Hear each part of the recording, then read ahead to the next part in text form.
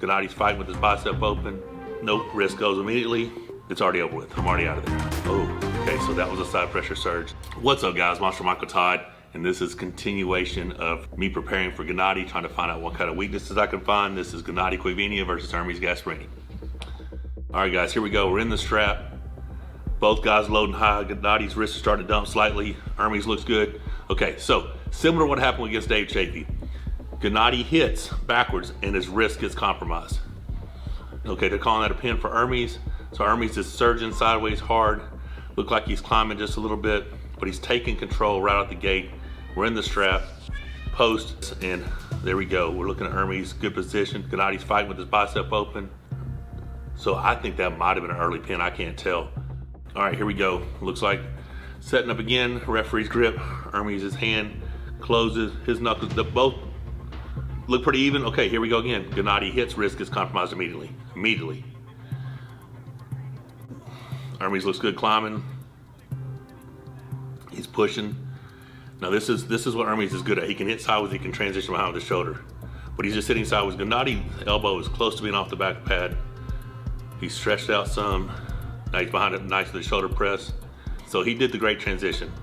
But it does look like his elbow does come off the front, but at the same time it looks like Genadi's elbow's off the back. So what I'm hoping to do is, if there is a weakness in Genadi, it's going to be the chain in his wrist. It's going to be the hand and wrist. It's going to be the vulnerability of him out back pressuring his own hand.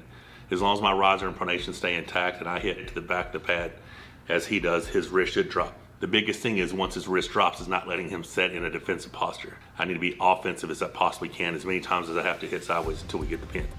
Yep, here we are, round 3. Same thing again, referee's grip, closing the hand. Let's see Genadi keep his wrist. Nope, wrist goes immediately. But now he's still in it from here. He's still fighting. Now he's surging sideways. He's surging hard sideways. So Ermes comes in and tries to transition to a press. He goes into hook. He doesn't finish, comes back out, keeps the wrist, and comes in and presses. Very dominant. So right here, because this is king of the table, this has to go 6 rounds, right? But right here is 3-0.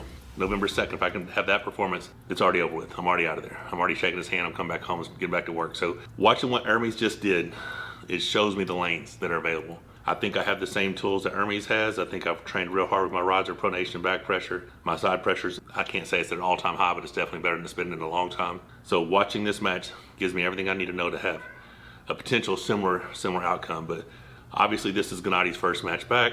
He went on for a great run after this, and then he has the injury. We don't know what level he's gonna be at. He said the other day on our podcast that he's at 85%. Does that mean he's at 85% of his previous best as far as gym lifts? Has he been on the table? Do we know what he feels like? Does he trust his bicep? There's a lot of variables. So we're gonna go ahead and watch the rest of these rounds and see how they go. You can see the emotion. All right, front of the pad, he's dropping down for that post. A lot of up pressure, riser here. Genadi looks uncomfortable, he's climbing. Same thing, getting horribly bad, wrist goes complete. Now he's just surging sideways. Ermes is on top trying to press. Genadi's bicep is strong, got a strong bicep. Hard outside hit. He's calling the win. I don't know if it's win or not. I don't know if it's elbow foul on Ermes. What I'm seeing is ridiculous amount of heart from Genadi Kvikvinia, and his bicep is strong for sure. So you do want to get him out of there. You don't want to let him get in the match at all. Here we go. Wrist compromised immediately on sideways. I mean, it does, but we already know that Ermes has a great hand and wrist. So here we go. This is it, 4-0. So Ermes is the victor. Oh, they didn't call it. Okay, so we're still 3-0. We're still in round 4. I thought they gave the win to Ermes. I don't know what happened. Same thing, you see Genadi, his hand's in a good spot. He's gonna be climbing, he's pushing up. Okay, and he just hit sideways because he knew his wrist didn't go. So he's just surging hard sideways. Hermes has everything. Genadi's elbow is floating off the back. Definitely off the back of the pad right there. It's tabletop. It's tabletop, but Ermes has everything. He's not getting the pin. Okay, they're calling winner. Now it was definitely an elbow off the back pad. So elbow off the back pad, winner Ermes Gasparini. And I do know they're gonna pull at least one more round. So let's see how this goes. I don't even remember, but I think there's a chance that Ermes gets injured in this round right here. I don't know what the injury was, but I think they stopped the match. I'm not sure. Closing the hand, no cap. So he tried to hook him, didn't go. He's turned into a hook. I mean, his wrist is flop. He's going sideways aggressively. Oh, Genadi thought he pinned him. There's no way he pinned him. He did surge sideways hard, but it wasn't even close. So All right, so the match stopped for some reason, just because, and they're going to restart it. It was just a weird stoppage. But you see Genadi try to force the hook, and he just came right back out of it because the pronation of Ermes was too much. Let's see what we got here. So it's just side pressure with a flop twist. Oh, okay, so that was a side pressure surge, and I think that might have been what hurt Ermes. I don't know what it was, whether it's torque on if it's shoulder, if it's arm. What is it? So now, okay, it's 4-1. We are going to see a round 6. Here we go. Ermes takes hand control. Genadi's comfortable. So they're both talking to each other. Head shake, head shake. Ermes is going for the pin. Genadi can hit so explosively right in the middle of the match. He's hitting hard sideways. Coincidental elbow fouls are restarting, it looks like. This is a crazy match right here. I don't even know why Ermes is pulling this round if he actually did get injured in round 5. I'm just looking at the posture of Genadi, and he's just a warrior. He just wanted to fight.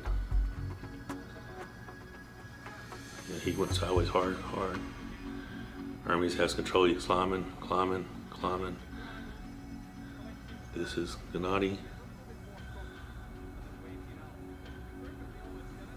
So he's surging sideways. Transitional press. Nope.